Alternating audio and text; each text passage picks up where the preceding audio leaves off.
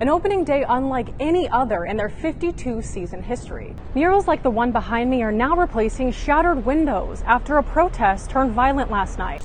The autumn leaves may be falling around San Diego, but the hot temperatures, those not so much. Ready to ride share? Well, not so fast, as companies Uber and Lyft could pull out of California come next week. We're looking at extremely unhealthy air quality here. Residents have been advised to stay indoors and avoid any strenuous activity until the smoke is cleared. Just this morning, the San Diego Police Department tweeted about a traffic stop that could have gone very wrong. But a couple of rules to note before you go. Masks are required at all times, unless you're eating or drinking or down in the water. And beachgoers are expected to practice social distancing and stay 6 feet apart. SDCCU, Qualcomm, the MRF, whatever you choose to call it, the 53-year-old structure is soon to be just a San Diego memory. Hollywood is no stranger to pandemics on the big screen, but when it comes to the real-life version, there's no script. As of this morning, both officers are in stable condition and expected to make a full recovery. Airbnb just landed its most famous host yet, a kid from West Philadelphia, born and raised. An audience gathered in San Diego's waterfront park to attend an audio play titled Good Trouble. The name comes from the words of the late civil rights champion John Lewis. Sophia Zaragoza is an active member of the Blind Spot Collective, the theater company behind the production. Blind Spot Collective is no ordinary group of thespians. Their mission is to focus on stories of those in the margins, or blind spots of society. We decided to take a look at the world around us and what stories or narratives weren't being told in San Diego. And we saw that there is such a vibrant and beautiful youth activist scene in San Diego right now, that people weren't documenting the joy and excitement and vibrancy of.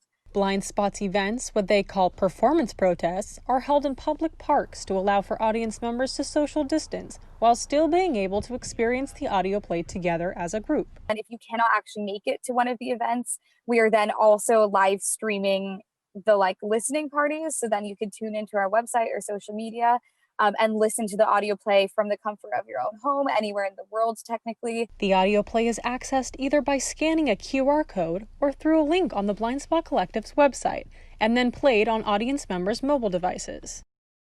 Good Trouble combined the voices of more than 40 youth activists in the San Diego area.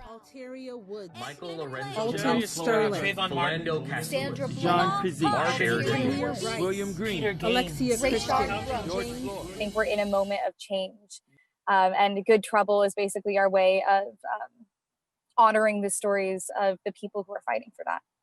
In order to make the audio play a more interactive and collective experience, listeners heard a narrator give cues for physical movements. Breathe. Take off your shoes, lie down, stand up and clap, place your hand over your heart, raise a fist in solidarity and join in a chant. Now. Justice. Or have a dance party. Free! Everyone around the world, get ready for a brand new beat. The time is here and we're gonna freak out to a rhythm that'll move your feet. Directly after the audio play was finished, organizers asked audience members to form a circle so they could share any initial reaction or feedback they might have after experiencing the first event.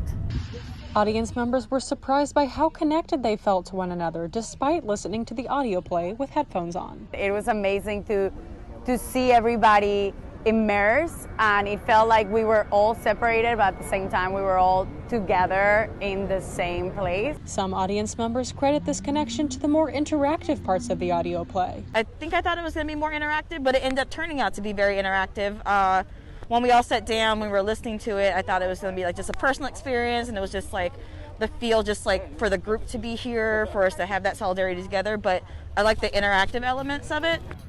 And organizers were in high spirits after the conclusion of the event. It seems like a lot of the audience members are really feeling connected to the messages in the story as well, and even empowered to make change or be more vocal or be more active in their own lives. And I feel like to hear that it really called people to action is the most that we could have ever expected.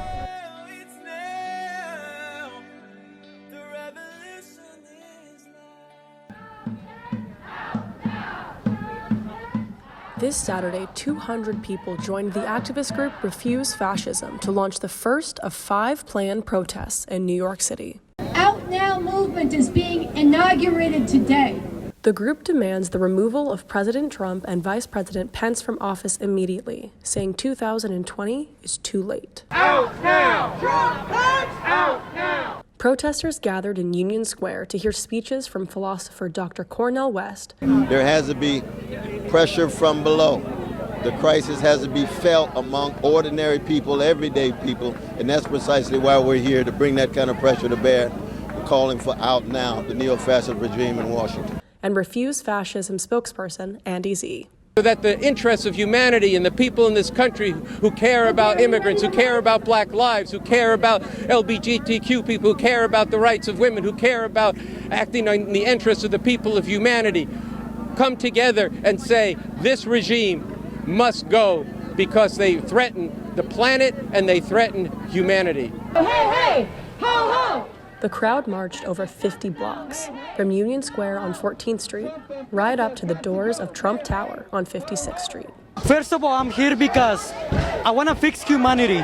Upon arrival to Trump Tower, protesters carrying letters spelled out the words "Out Now" and held them proudly for an accumulating crowd on Fifth Avenue. Everything might seem impossible until it's done.